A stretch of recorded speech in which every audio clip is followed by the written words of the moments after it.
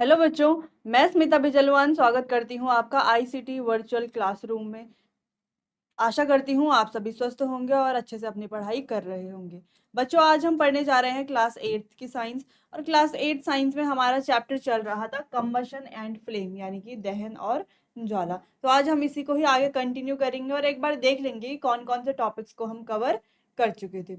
वैसे last lecture में हम जो है ये वाला टॉपिक पढ़ रहे थे कि आग को कैसे नियंत्रित किया जा सकता है।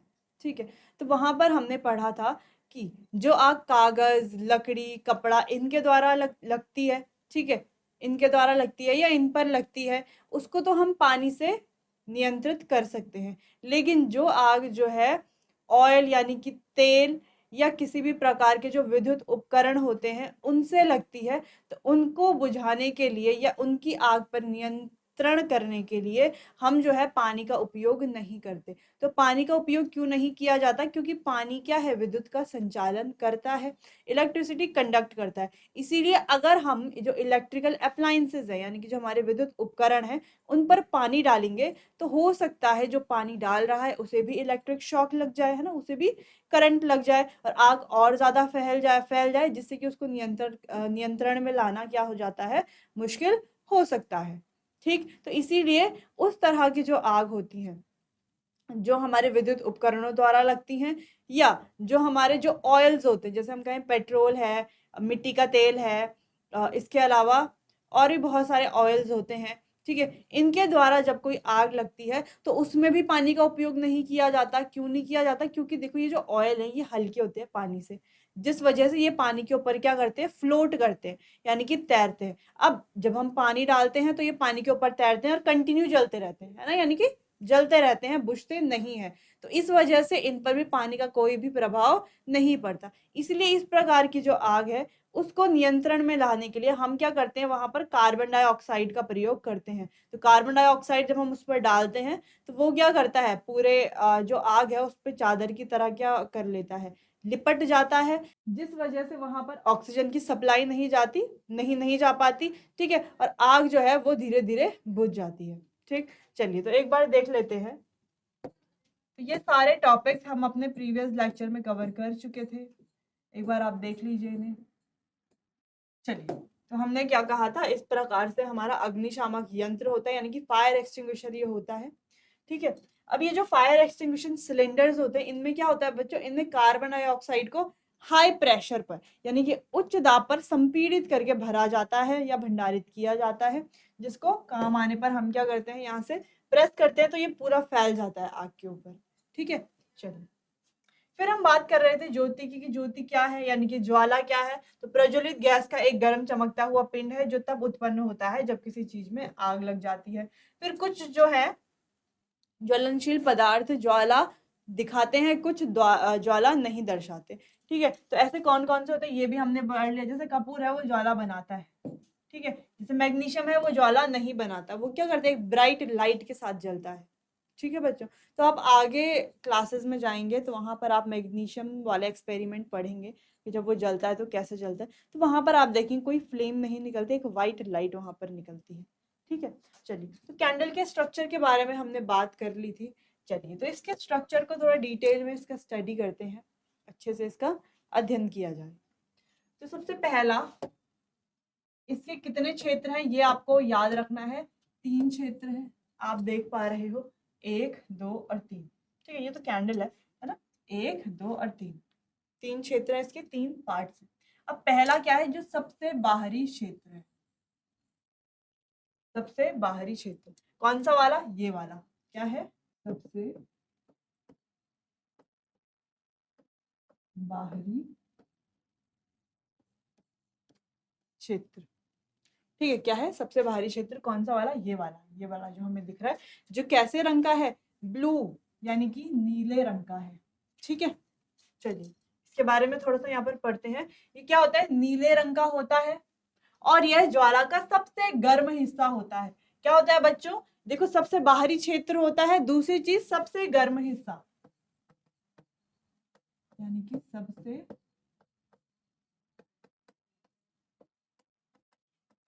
सबसे गर्म हिस्सा भी ये होता है।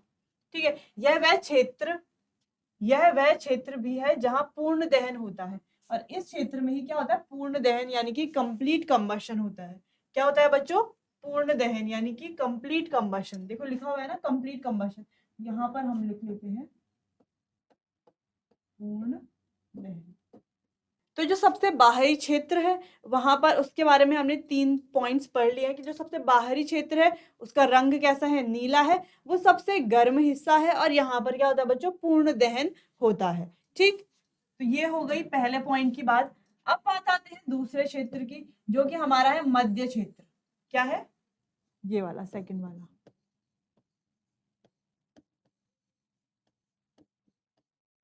ये है मध्य क्षेत्र।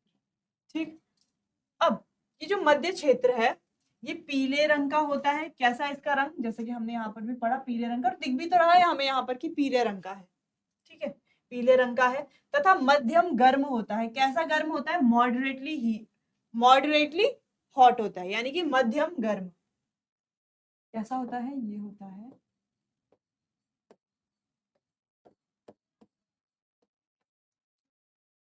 ये मध्यम गर्म। इस क्षेत्र में आंशिक दहन होता है। यहाँ पर क्या होता है, पार्शियल कंबशन, यानी कि आंशिक दहन। चलिए, तो यहाँ पर दूसरी चीज यहाँ पर क्या होती है, आंशिक दहन। तो जो सेकंड पार्ट है, जो हमारा मध्य क्षेत्र है, उसके बारे में भी हमने 3 चीजें पढ़ी कि ये कैसा है, पीले रंग का है, यहाँ पर आंशिक दहन होता है, और ये क्या है, मध्यम गर्म क्षेत्र है। ठीक है, यह मध्यम गर्म हिस्सा है। ठीक, चलिए अब आगे बात करते हैं सबसे भीतरी क्षेत्र के बारे में। सबसे भीतरी क्षेत्र ये वाला है हमारा सबसे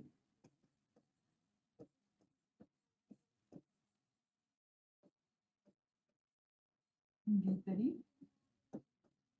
क्षेत्र।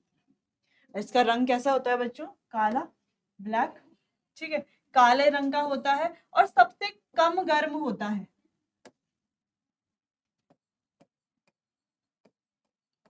सबसे कम गर्म भाग। ठीक है, सबसे कम गर्म होता है। नेक्स्ट है, यहाँ मोमबत्ती के बिना जले मोम के वाष्प को पा सकते हैं। तो यहाँ पर क्या होता है, मोमबत्ती के बिना जले मोम के वाष्प, यानी कि अनबर्न्ड वैक्स पार्टिकल्स जो होते हैं। ठीक है, हम क्या कहते हैं इनको, अनबर्न्ड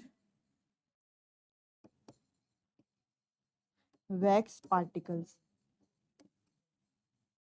यानी कि बिना जले मोम के वाष्प की बात कर रहे हैं हम। ठीक है, तो यहाँ पर ये जो क्षेत्र है, यहाँ पर भी हमने 3 बातें पढ़ ली कि ये क्या है, सबसे भीतरी क्षेत्र है, इसका रंग है काला, ये सबसे कम गर्म वाला क्षेत्र है, और यहाँ पर हमें मिलते हैं अनबर्न्ड वैक्स वेपर्स। ठीक है, अनबर्न्ड वैक्स पार्टिकल्स ना कह के हम इसको कह लेते हैं वेपर्स, यानी कि वाष्प, वैक्स वेपर्स, यानी कि बिना जले मोम के वाष्प लिख सकते हैं हम यहाँ पर। ठीक है, बिना जले मोम के वाष्प। चलिए, तो यहाँ पर इन तीनों पार्ट्स को हमने अच्छे से डिस्कस कर लिया है कि मोमबत्ती के 3 भाग होते हैं, एक हमारा सबसे बाहरी क्षेत्र, एक मध्य क्षेत्र, और एक सबसे भीतरी क्षेत्र।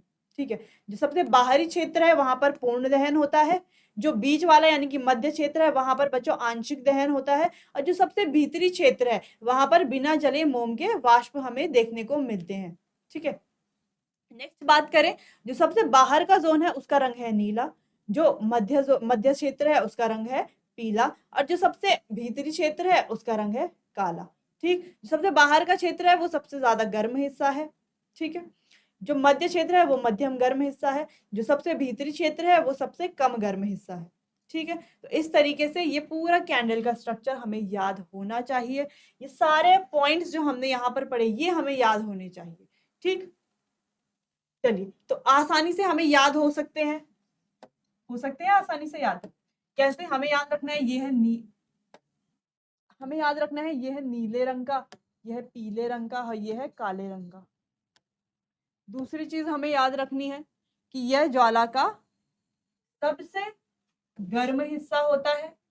ठीक है, यह मध्यम गर्म होता है, और ये सबसे कम गर्म होता है। ठीक है, ये हमें याद रखना है। नेक्स्ट हमें याद रखना है कि यहाँ पर बच्चों होता है आंशिक दहन, यहाँ पर होता है पूर्ण दहन, और यहाँ पर हमें मोमबत्ती के बिना जले मोम के वाष्प मिल सकते हैं। ठीक है, मिल जाते हैं, हम उन्हें पा सकते हैं। तो ये 3 चीजें आपको याद रखनी है। ठीक है, मध्यम क्षेत्र, बाहरी क्षेत्र, मध्यम क्षेत्र, सबसे भीतरी क्षेत्र, नीला रंग, पीला रंग, काला रंग, फिर ज्वाला का सबसे गर्म हिस्सा, मध्यम गर्म होता है ये वाला हिस्सा, ये वाला सबसे कम गर्म होता है। वहीं बात करें, यहाँ पर होता है पूर्ण दहन, यहाँ पर होता है आंशिक दहन, और यहाँ पर होता है मोमबत्ती के बिना जले मोम के वाष्प। तो इस तरीके से ये सारे पॉइंट्स आप याद कर सकते हैं। ठीक है, आसानी से याद आपको हो जाएंगे। आप चाहे टेबल बनाकर कर सकते हैं याद, जिससे कि आसानी से आपको मेन पॉइंट्स आप याद रखेंगे, या आप चाहे तो प्रॉपर इस तरीके से डेफिनेशन लिख के पॉइंट्स को हाईलाइट कर सकते हैं। चलिए, तो नोट कर लीजिए।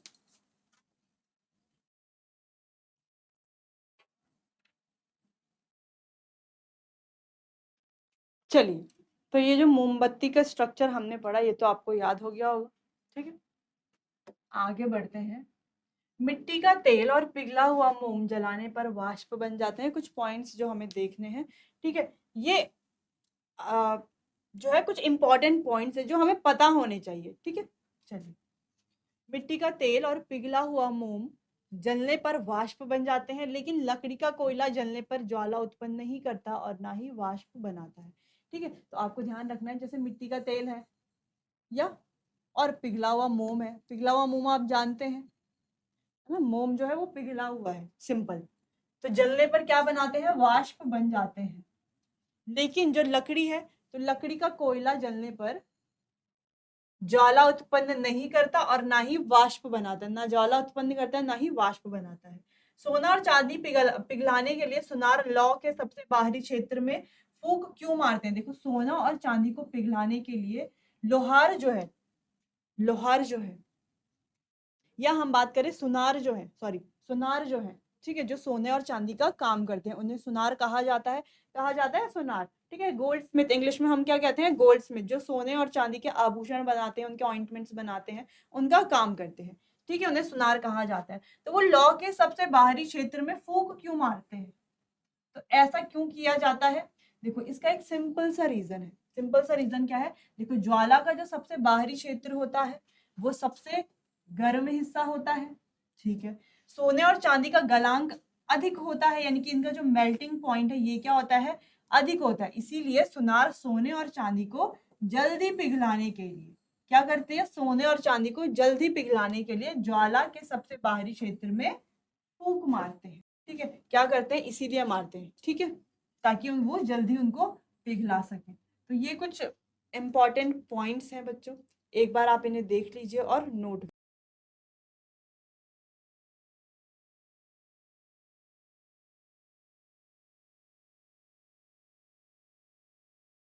चलिए, तो अब ईंधन की बात करते हैं कि ईंधन क्या है। ईंधन, जिन्हें इंग्लिश में कहा जाता है फ्यूल। और हमने जब चैप्टर स्टार्ट किया था, तो एक चीज के बारे में पढ़ा था, हमने पढ़े थे कि जो दहनशील पदार्थ है, उन्हें हम ईंधन भी कहते हैं। तो दहनशील पदार्थ जैसे कि लकड़ी है, पेट्रोल है, एलपीजी है, केरोसिन है, तो ये सारे दहनशील पदार्थ तो हैं ही साथ ये सारे क्या हैं, फ्यूल भी हैं। ठीक है, तो सारे ही दहनशील पदार्थ एक तरह से फ्यूल भी होते हैं। चलिए, तो ईंधन वे पदार्थ होते हैं बच्चों जो हमें ऊष्मा देते हैं। सबसे पहली चीज, ऊष्मा देते हैं, हीट प्रोड्यूस करते हैं, और जिनका उपयोग हम घरेलू और औद्योगिक उद्देश्यों के लिए करते हैं। ठीक है, जैसे लकड़ी हो गई, मिट्टी का तेल हो गया, पेट्रोल हो गया, और भी हमारे अलग अलग ईंधन होते हैं। अब यहाँ पर ध्यान देने वाली बातें हैं।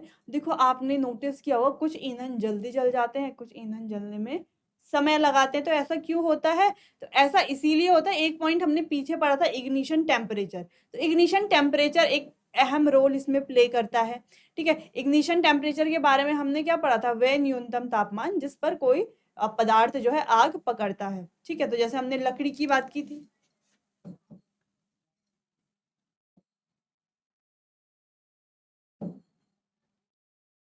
जैसे हमने लकड़ी की बात की थी, ठीक है। और लकड़ी के साथ अगर हम बात करें मिट्टी के तेल की,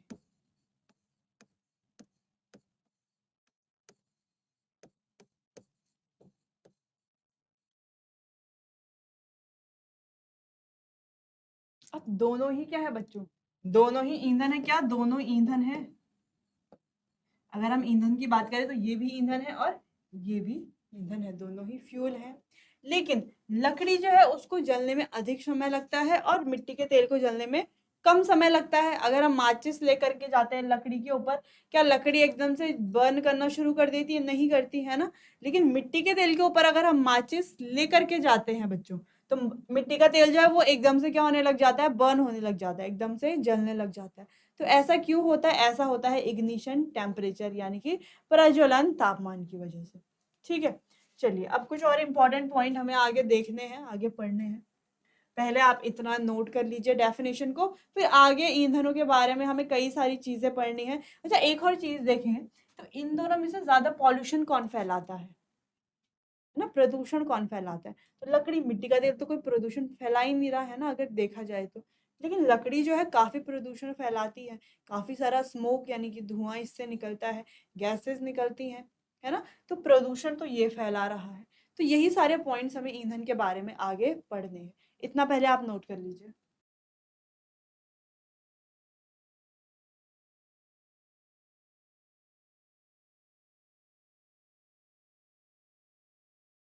चलिए अब आगे बढ़ते हैं, ईंधन के प्रकार को डिस्कस करते हैं। तो ईंधन बच्चों हमारे पास तीन प्रकार के होते हैं। एक होते हैं ठोस ईंधन, तरल ईंधन और गैसीय ईंधन। अब ठोस ईंधन जैसे कि लकड़ी हो गया या कोयला हो गया, कपूर हो गया, ये ठोस होते हैं तो इन्हें ठोस ईंधन कहा जाता है। तरल ईंधन जैसे कि पेट्रोल हो गया, मिट्टी का तेल हो गया, तो ये तरल ईंधन। अब गैसीय ईंधन कौन से होंगे? जैसे कि हमारा एलपीजी हो गया, सीएनजी हो गया, ये सारे गैसीय ईंधन ही तो हैं, है ना। चलिए तो डिस्कस करते हैं। ठोस ईंधन दहनशील पदार्थ होते हैं जो कमरे के तापमान पर ठोस रहते हैं, यानी कि रूम टेम्परेचर पर जो क्या है, सॉलिड है। ठीक है, रूम कमरे के तापमान पर ठोस रहते हैं। जैसे कि कोयला है, लकड़ी का कोयला है, कपूर है, लकड़ी है। ठीक, वही तरल ईंधन की बात करते हैं तो वाष्पशील तरल पदार्थ जो दहनशील वाष्प उत्पन्न करते हैं, क्या करते हैं? दहनशील वाष्प उत्पन्न करते हैं, उन्हें तरल ईंधन कहा जाता है या द्रवीय ईंधन कहा जाता है। ये हमारे वाहनों में व्यापक रूप से उपयोग किए जाने वाले ईंधन है। तो वाहनों में खासकर इनका उपयोग हम करते हैं। जैसे कैरोसिन का उपयोग जेट्स में करते हैं, पेट्रोल का उपयोग जो है जो हमारे हल्के स्वचालित वाहन होते हैं उनमें किया जाता है। डीजल है तो जो हमारे भारी स्वचालित वाहन है जैसे ट्रक हो गया, ट्रैक्टर हो गया, उसमें डीजल का उपयोग किया जाता है। तो ज्यादातर इनका उपयोग जो है हमारे वाहनों में व्यापक के रूप में उपयोग इनका किया जाता है। ठीक है, चलिए तो ये तो हो गया तरल ईंधन। बात करते हैं गैसीय ईंधन की। तो दहनशील गैसों या दहनशील गैसों के मिश्रण को गैसीय ईंधन कहा जाता है। सिंपल सी बात है, जो दहनशील गैसें हैं या दहनशील गैसों के मिश्रण को, जो उनका मिक्सचर है, उसे गैसीय ईंधन कहा जाता है। जैसे कि सीएनजी हो गया, सीएनजी यानी कि सिंपली हम लिख दें ना, CNG, यानी कि कंप्रेस्ड नेचुरल गैस, यानी कि संपीड़ित प्राकृतिक गैस। तो वही बात करें एलपीजी, यानी कि एलपीजी लिक्विफाइड पेट्रोलियम गैस, यानी कि तरलीकृत पेट्रोलियम गैस की बात हो रही है। फिर अगला है हमारा प्रोपेन या बायोगैस। तो ये सारे हमारे क्या होते हैं? गैसीय ईंधन होते हैं। तो ईंधन तीन प्रकार के होते हैं, ठोस ईंधन, तरल ईंधन और गैसीय ईंधन। ठीक है, तीनों को हमने डिस्कस कर लिया, तीनों के एग्जाम्पल्स भी देख लिए। तो आपको ये पता होना चाहिए, और अगर आपको कोई टेबल दे दी जाए और कहा जाए कि इसको आप फिल कीजिए ठोस, तरल और, जो आपकी एनसीईआरटी में भी दी गई है, तो उसे आप खुद से अब भर सकते हैं। चलिए पहले इतना नोट कर लीजिए, फिर आगे बढ़ते हैं बच्चों।